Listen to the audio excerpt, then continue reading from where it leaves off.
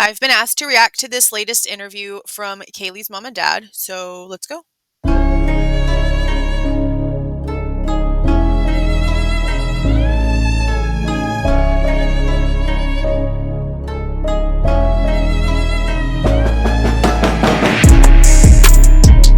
Hey guys, this is Jules with True Crime Reactions.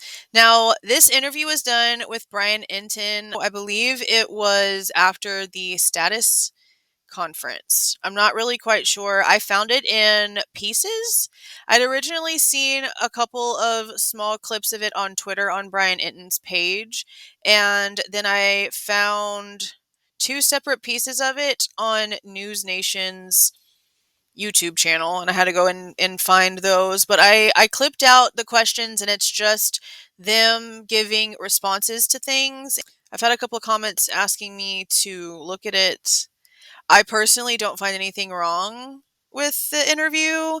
I know a lot of people want my opinion constantly when it comes to Steve and Kristi because of all of the questions that I constantly have. But again, I've made it pretty clear I'm looking for consistencies in things because that's the only way that we're going to find anything out and get the truth actually told is if things stop being so inconsistent and full of holes.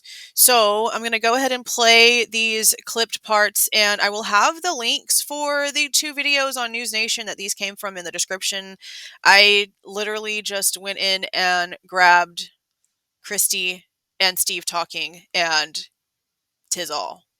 The worst part, obviously, is being in the same room with him. I know what he has done.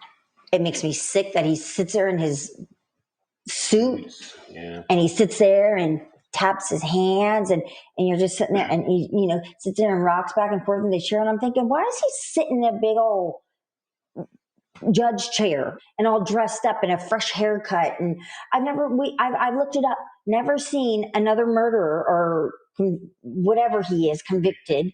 Accused, not convicted. I know a lot of people on Twitter were really getting angry that she said that.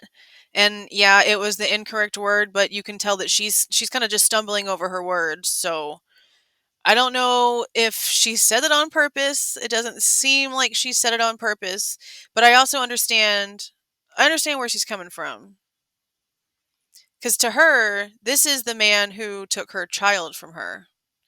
So I can imagine that, yeah, I can imagine all kinds of things that seem, kind of petty. I mean, because it does out in like the real world, right? Oh, like why is he wearing a suit? Why is his haircut?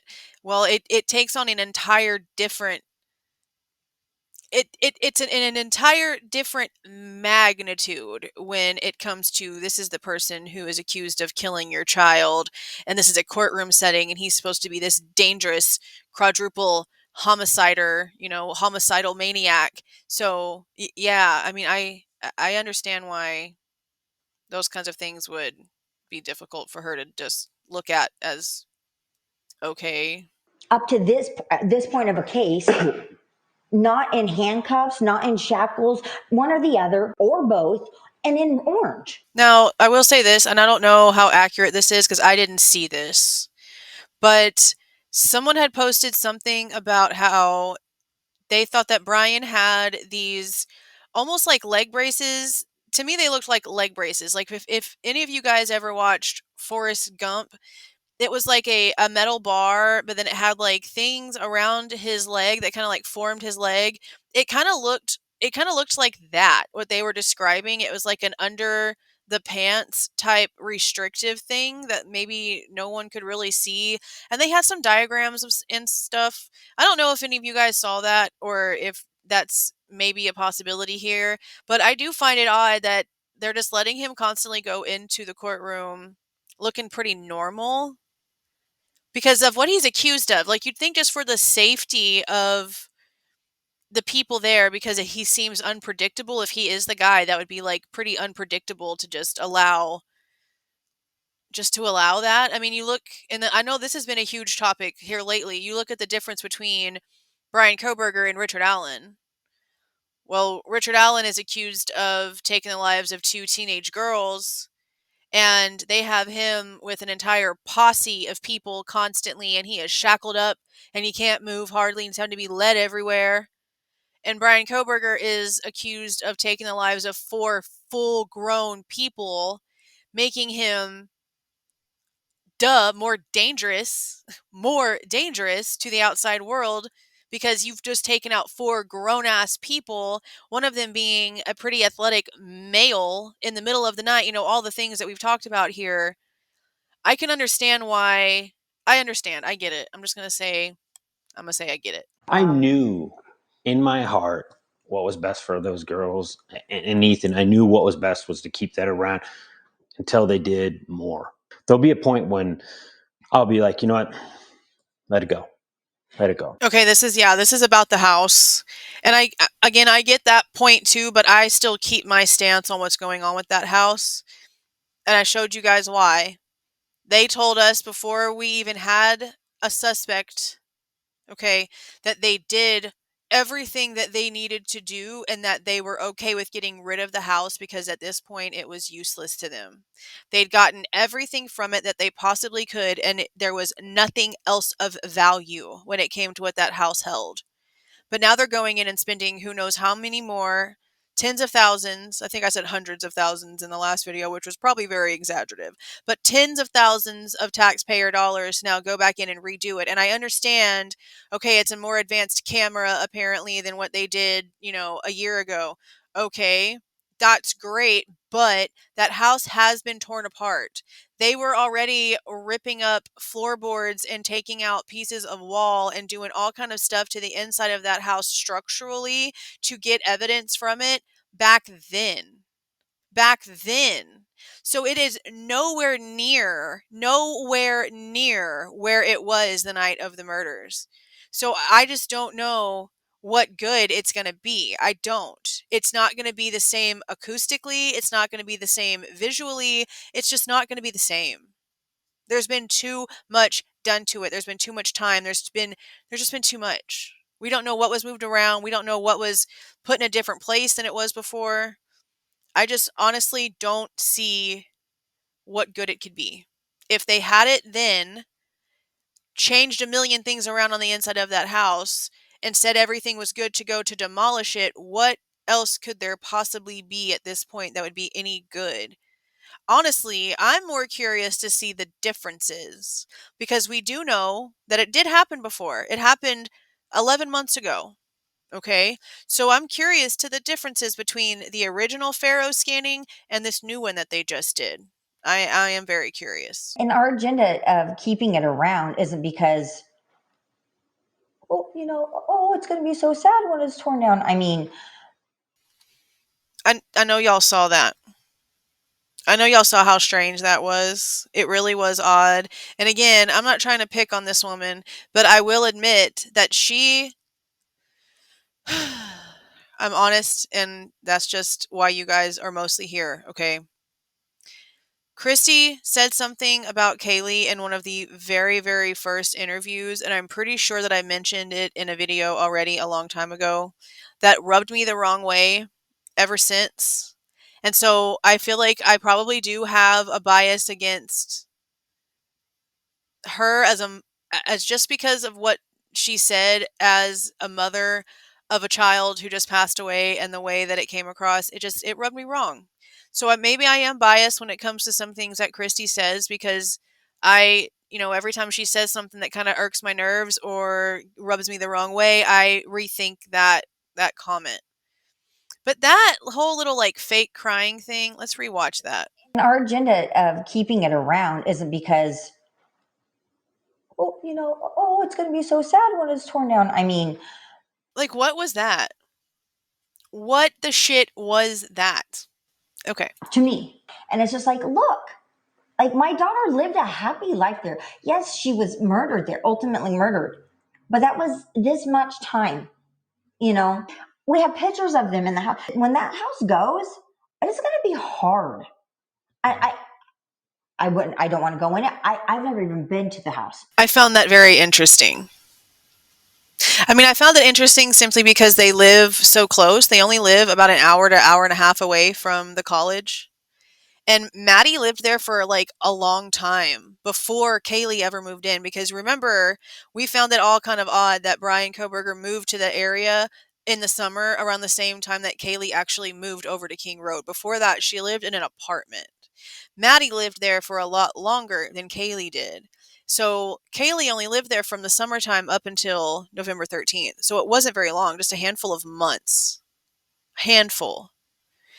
But I still find it strange that they live so close and they have the parents' weekends and stuff like that at the school. They'd never gone to the house, even whenever Maddie lived there ever, and they lived kind of close.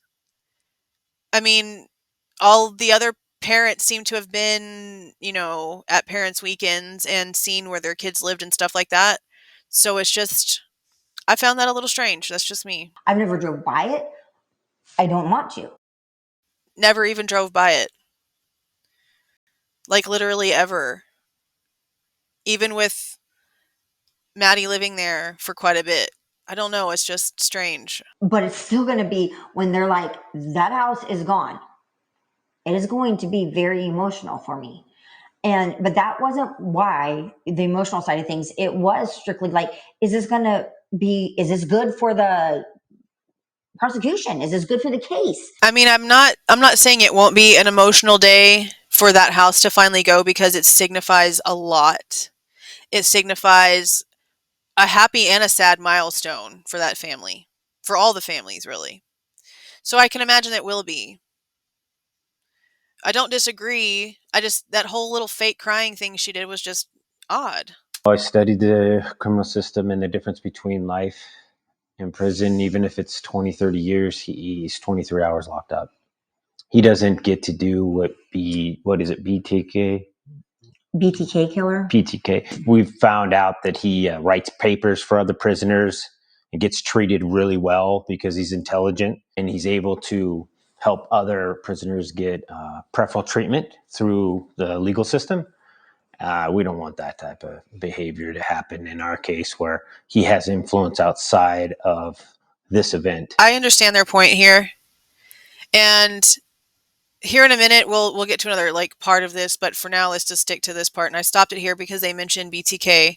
Now, I know that in the beginning, a lot of people, especially Coffin Daffer and people on Twitter, were trying to compare this case to BTK's, cases and stuff like that. And I know that his daughter, I believe her name is Carrie. I don't know too much about that situation. I just know that his daughter is very active out here, and from what I understand, she's pretty much like a badass. She seems to be able to be handling the fact that her father is a serial life taker pretty well. She seems to have turned it into a strength, okay? So I don't want my next comment, if this ever gets to her, for her to take it the wrong way, but this is just a generalized statement, okay? I don't agree with the fact that her father and people like her father that are capable of doing the things that he's done and people like him have done are allowed to continue breathing for very long after they're sentenced. I don't. And it's a lot of things is because of what Steve just said. People like that, like Ted Bundy, like BTK, like Bryan, if he is the guy, he's very smart. He could help a lot of really messed up people hurt more people because of finding loopholes and things in the law. And people like that have, that they were able to, and I'm not actually putting Bryan in this when I say people like that, but I know that that is where Steve and Kristi are coming from with this. So try to keep anyway. People like that should not be able to be help to other people. They should not be allowed to be in the generalized population, because people that have been able to do things that for that long and manipulate situations on top of situations on top of situations on top of situations, they don't belong around the general public where they could manipulate more situations. There's a lot of things that could probably be avoided if people like that were just taken care of in a timely manner. But I know that because of wrongful convictions and things like that, that a lot of people disagree with that. But I also don't agree with the fact that we have homeless veterans literally dying on the streets, but we bathe and house and feed people who hurt children and who take people's loved ones away. I'm also not okay with that. And it seems like Kaylee's parents are starting to understand that maybe they are okay with the whole DP thing, but there are some families that aren't. He could write a book. He can do things. Idaho doesn't have a law particular that protects against that. So is that to tell me that like Chad Daybell could write some sort of religious book while he's in prison and make money off of it? Is that what that's telling me? Because there should be just a federal law across the board that says that people convicted of crimes are not allowed to make money off those crimes. Wow, I didn't know. If anybody knows if that's valid before I've gotten the chance to look it up myself, please drop it in the comments. The hard thing with that question, honestly, is that's where you forget, and I don't know how it's possible, but you forget that there's 3 other families involved here. We're not the only ones. It's not just, I'm like, this is not a one, One crime fits all. This is Right. This isn't just our daughter. I know some of the other families definitely would be, yes, like, let's go. Where do I sign? Now, again, I only kept in Kristi and Steve's answers to things. What this whole conversation was actually about was the hypothetical question that Bryan Entin asked them of, what if Kohberger would have come out one day and just say, yeah, I did it, I'm guilty, but I'm only going to plead that way in court and not drag this through the mud if you take the DP off the table. And this is their response to it. Now, we did learn in the interview that me and Crime Sleuthin did with Xana's mom, Kara, a few weeks ago, that she is actually against the entire DP situation. And she gives a very eloquent reason for why she's against it. It was actually a really, really good conversation, and I was really glad to talk to her. I did see that Deb did another interview with her a few days ago. I listened to some of it, and I am understanding that there's questions about the grub truck situation again, and the fact that people are thinking that Xana and Ethan might have been in these certain scenes. I addressed this in my community tab the literal day that I heard a creator talk about it on another creator's panel, because I just knew there's no way that thing has been being gone through for months and months and months and months and months with 20,000 different fine-tooth combs and magnifying glasses and all these different programs from all these different hundreds and thousands of internet sleuths. Okay, if they were in there, they'd have been found. And I went in and I found the timestamps that were being talked about, and I put the comparisons together and I posted it on the community tab. But I heard in the interview that Xana's mom is still questioning, and she mentioned the name of the creator that she's talked to this about, and I'm not going to name the name because I don't like this creator. I don't like what this creator is about, and I know some things that I just don't. I'm not dropping the name. You guys can go and find it yourself, figure it out, listen to the interview if you haven't already. It's named in there. The name drop is there. So I'll probably do a video on it just so that I can kind of clarify the way that I see it. I do not believe whatsoever that Ethan and Xana are in the grub truck video. Literally at all. These two people look nothing like them. But all of that to say, I'm glad that they are acknowledging the fact that some families are not okay with the DP, but I think that this is an older subject. I don't think that it was an unexpected answer for them to be like, no, I don't care. He took 4 lives. I don't care if he pleads guilty. He deserves the DP, because I agree. I agree. And I understand that 100%. But you know what? Ultimately, it's not our call. I mean, they might ask us our opinion like they did on the death penalty, and we'll give it. But just because, our opinion is yay or nay doesn't mean that, that's what we get. The families won at least 2 arguments, from what I can recall, because they're the main ones who wanted the house to not get torn down. Even though both the state and the defense were like, oh, we don't need it. You can get rid of it. It's good to go. The family was like, no, bro. And it seems like they're winning that argument. Now, they also won the camera situation. The families wanted the cameras. They wanted the transparency. They wanted the secrecy to be knocked off. They want the truth to be out there, even though both sides both sides wanted the cameras removed. Judge was like, nope, I'm just going to put my whip out there a little bit more and those cameras are going to stay. The families have, they've put work into making sure that some things stayed right. They have. I'm going to give them that. They have. But I've only been up to Kaylee's room. I mean, it's right up there, right at the top of the stairs. I've only been up there twice. And neither time was for any amount of time. It was like in and out. Oops, in, out. That's all we have. That is it. And it's just real. It just is so real sometimes. And it's just the worst that somebody could do this to somebody's family. So many families. So many families. She's right. So many families. Because it's not just their immediate families. It's not just Kaylee's mom and dad. It's not just Maddie's mom and dad, Xana's mom and dad, Ethan's mom and dad. It's not just their siblings. It's their aunts, their uncles, their grandparents, their cousins, their friends, their people that they went to school with, and now everyone out here that is now affected by this.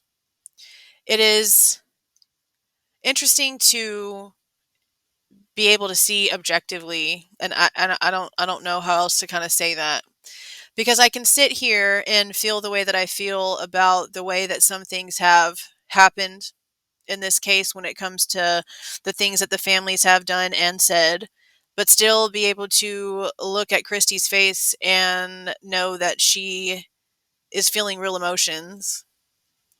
I can be, questioning things, but still understand that this is reality. That's why questions and trying to figure out what actually went down and where the inconsistencies can be erased is important here. And it's just sad that this is dragging on for so long.